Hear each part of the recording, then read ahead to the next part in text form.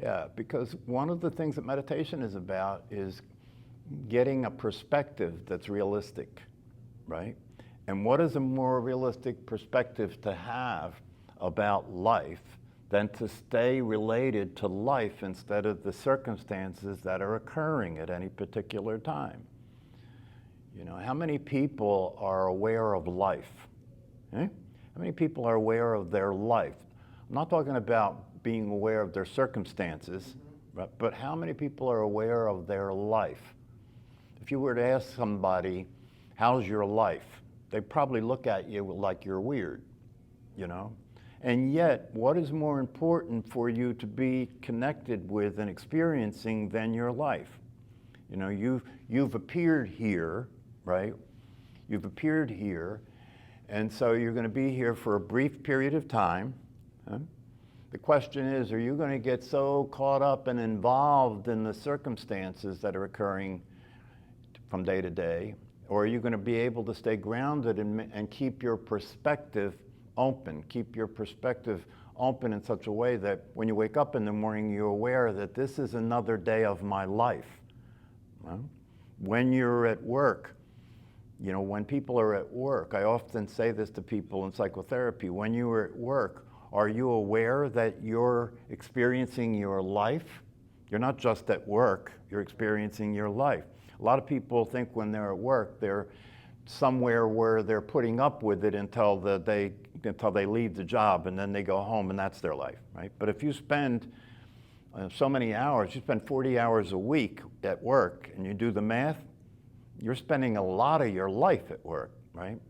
And so if you honor your life, if you understand that living your life and knowing that your life is what you're living, the experience you're having of being here, of being alive for a brief period of time. Circumstances happen. Some circumstances are good, some are bad. That's the way it's going to be for all of us, right? So there's no need to get all worried about that. That's going to happen whatever way it happens. But if you're tuned into life, if you're aware that you're experiencing a miracle, right? If you're tuned into life, if you're aware that you're experiencing a miracle, that you don't even know what this is in terms of this experience of awareness that we're having. We call it awareness, right? We call it awareness. But what's that mean? You know, what is this experience that you're having? You know, there's things that you're aware of, right? There are things that you're aware of. You know, I was listening to a meditation teacher try and get across to people what awareness is or what your true nature is. And what awareness is an incomprehensible experience, and it's a non-conceptual experience. It's a miraculous occurrence. You know, your existence is a miraculous occurrence. It just happened. It just happened. And you're going to be experiencing that for a brief period of time, and then the lights will go out and you'll go back to wherever you came from. But while you're here for this brief period of time, are you going to be so caught up in being upset and trying to control everything and struggling with everything and coping with everything that you miss the opportunity to experience your own life? And that's what's happening for most people. They get up in the morning and they go right into survival operation. They go right into, you know, doing whatever they can to get enough money to buy some more stuff. And they go right into that, right? They go right into being a personality and being annoyed with anything that is inconvenient, being annoyed with anybody that seems to be in their way, right? That's the life that most people are living. So there was another thing that I came across. This is something that's called the poise of a dying man. This was written by a Zen master. Right? And this is critical. This is what I try and get across in these talks, because meditation is one thing, but there has to be a way that your being that starts to show up when you practice meditation consistently, a way of being. And it's important for you to be clear about that way of being so that it's not just happening to you, but you're aware of it and you can enhance the experience of this way of being. You can cultivate this way of being. And so this statement here, it says, beyond meditation practice, there is an attitude. Beyond meditation practice, there is an attitude. A beginner must learn to cultivate what is called the poise of a dying man. Now, this is a very old scripture, so that's why they're saying man. Today it would be the person, poise of a dying person. What is this poise? It is the poise of knowing what is important and what is not. Did you hear that woman say, don't get caught up in things, let go, let things go. Be aware that most of the stuff that people spend their energy on isn't really worth it. So it's a waste of your energy. Right? In the poise of knowing what is important and what is not, and of being accepting and forgiving. Anyone who has ever been at the bedside of a dying man will understand this poise. What would the dying man do if someone were to insult him? Nothing. What would the dying man do if someone were to strike him? Nothing. Really, really. As he lay there, would he scheme to become famous or wealthy? No. If someone who had once offended him were to ask him for his forgiveness, would he not give it? Of course he would. A dying man knows the pointlessness of enmity. I had to look that word up. It means being hostile. Hatred is always such a wretched feeling. Who wishes to die feeling hatred in his heart? No one. The dying seek love and peace. So, if you can let this in, if you can get what this is saying, it's because it's not just talking about somebody else, it's talking about where you're going to be someday. And when you're on your deathbed, when you're in the process of taking your last breaths, that's the way you'll be. That's the way you'll be. You will be that way naturally because it'll be obvious to you that it's pointless to get involved in conflict. It's pointless, to react. Why? What's the point? You see what I'm saying? At that stage of the game, what's the point of doing those things? You just let go. It's not worth it, right? And what this is saying is that this is a way of being that you can practice all the time. You don't have to wait until your last few breaths. Is it really worth it, to hold on to the gripes? Is it really worth it to hold on to the interpretations that we make about other people in our lives? Is it really worth it? Is it really worth it to get involved in these states of mind and these emotional experiences that go nowhere? Is it really worth it? Because while you're doing that, your life is going by and you're not there. You're busy. You're busy in your head, reliving something from the past, right? You're busy. You heard what that woman said about the past, right? She said, there's no need to go back there. Look forward. Reach for life. That's what you're doing when you're practicing meditation if you understand the practice. You're reaching for life because what you're doing is you're coming out of this condition. You're coming out of this condition in which you believe you're this skin bag. You believe you're this flesh suit, right? You're coming out of that condition, and you're coming out of the condition that you believe you're this character that they told you were, that has a name and has a story and all. You're coming out of that condition. Why? So you can be alive and experience life. Not as a very limited character that's stuck in a physical body, but as an awareness that is unlimited.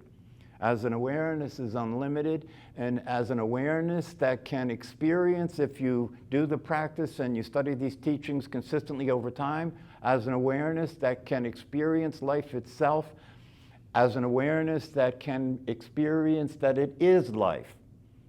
Your awareness, the awareness that is always the case for you, it's always there, it's never not there, right? We could say accurately that is life, right? Because that experience is the experience of life that you're experiencing, is it not? Yeah, so you could say that you are life. Awareness is life. We don't see things that way when we are totally involved with our conditioning because the conditioning has us be a thing, a body and a personality, living in space and time, trying to be happy.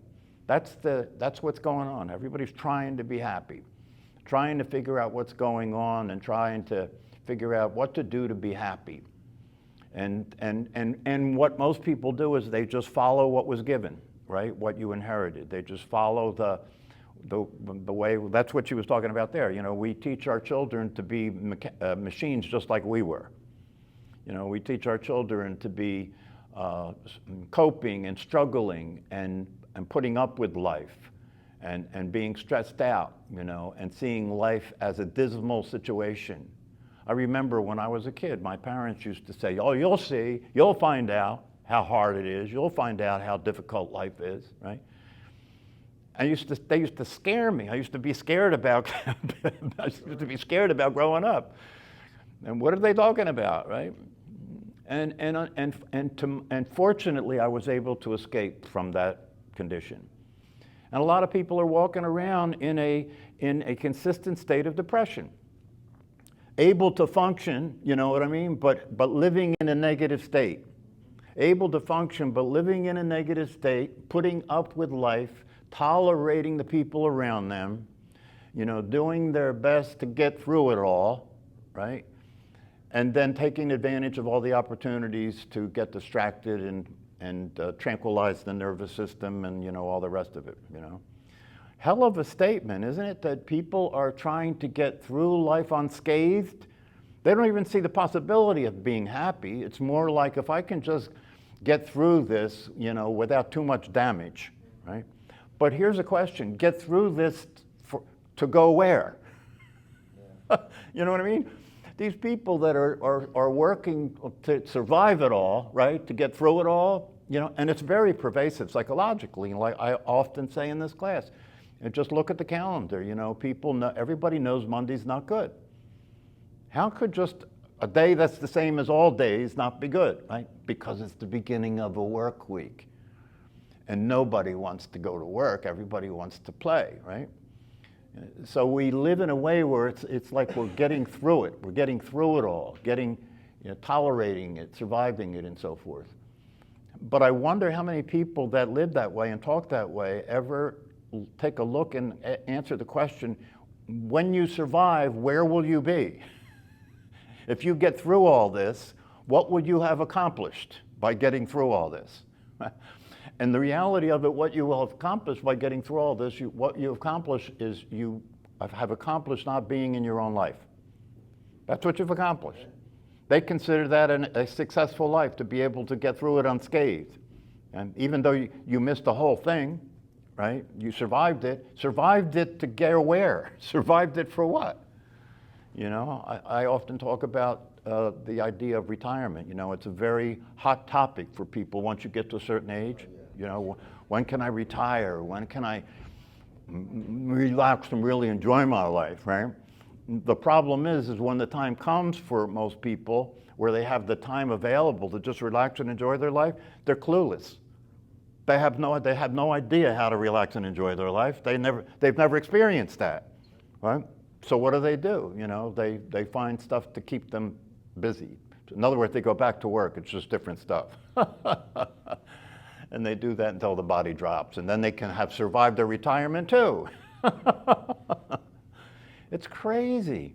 It's a crazy situation that we find ourselves in here. And it's a conspiracy for negativity, isn't it? It's a conspiracy. We know that the brain has a negative bias. It has to be that way because its job is to be able to detect threats, right? So it has to detect negative things, right? But we, as a society and as mankind, we have generated a negative psychological and emotional condition that we all live in, isn't it? We watch the news so we can feel relieved that we're not the one that got killed. What the hell's that? We watch the news so we can watch all the terrible things that are on the news and sit there comfortable on our couch and say, I'm sitting here comfortable. Nobody killed me, nobody raped me, nobody robbed me. It happened to those people, right? And that's news. And the news has become sadistic entertainment, hasn't it? People watch the news not because they're really interested in what's happening, right? What happened? What did Trump say? Right? How many people were killed today? Was there a shooting today? Right? So it's just like watching this negative entertainment that's dark and negative, and then you wonder why you're in that condition and you're in that state of mind all day, you know, because what you've been exposed to is anti-life. Yep. What you've been exposed to is anti-life. So in order to experience the possibility that your life is, you have to practice something in which you're moving your attention away from your ordinary way of thinking, because that's crazy. And if you do that consistently enough over time, you'll actually start to experience what it's like to be in your life instead of in your head. Yeah? Yeah. So my advice is to practice meditation, right? So even if you're in a job that is about making the money, not necessarily having fun doing it, right? If you practice meditation, what will happen is you will transform out of just being in that situation, in that condition, into experiencing your life even when you're on the job. So I'm on the job, but this is my life, and I'm interested in having a good life and being happy and playful, so that's what I'm practicing even on the job. And if you do that, you'll have quality. The other thing that I would recommend is, if you can, because I know that it's not the case for everybody, but if you can, look and see, you know, what you would do for free, that you would enjoy doing so much you would do it for free, yeah, and then see if you can get yourself into a position to have that job, right? Then it's not a job, yeah, because that's what you want to transform. You want to transform it from being a job to an activity that you are involved with, in which you're experiencing well-being. Like the video you played, I love what she said, labor with love. Mm-hmm. That was a nice phrase, I thought. But if you practice meditation and you study the teachings, right, that will bring you out of a state, that'll bring you out of a condition in which you're in which happiness is not available, right? And then, so now happiness is not available, and you have to go to work and do something you don't like to make money. But happiness is always available. That's the teaching. Happiness is always available if you're experiencing what you really are, and you're experiencing what life really is, instead of what got handed to you, you know, which is a condition, which is a interpretation that's negative, that's not true. That's what happened with my parents. The condition they were in was, life is horrible, life is difficult. You know, life is suffering, and that got handed down to them. So it just keeps getting passed down, you know, and it gets passed down as the truth. It gets passed down as reality, right? And because that's the case, the people that are living in that condition, they think that's all there is. They think that's all there is. That's why some people in these teachings, for some people, all they have to do is hear the truth and they wake up. Just hearing it, because it's the possibility of being what you actually are and being awake is there. It's always there, right? And it's not hard to experience. It's the easiest thing to experience. That's what makes it so hard for most people. That's what makes meditation hard for a lot of people, because it's so easy. You know? What is so easy? Meditation. Because what are we asking you to do? Nothing. Right? We're asking you to do nothing. Right? And human beings will turn that into a problem. Don't they? You see people come to class, you know, and I tell people to come to the class in the beginning. This is going to be challenging. You're going to do something that you're not used to doing. It's going to take time for you to get used to it. And unless you can get over the hump, right, you'll never make it to the other side, and you'll never be able to establish a meditation practice, and it won't be of any use to you, because that's the case. I tell them that, and then they practice it one time and they say, oh, my mind was racing, I can't do this. Okay. And it's not, you know, a lot of people, this is another thing that human beings do. They try and blame the problem on something other than themselves. Oh, it's the phones, it's the devices, it's social media, it's this, it's that, right? No, it isn't, it's you. No, it isn't, it's you.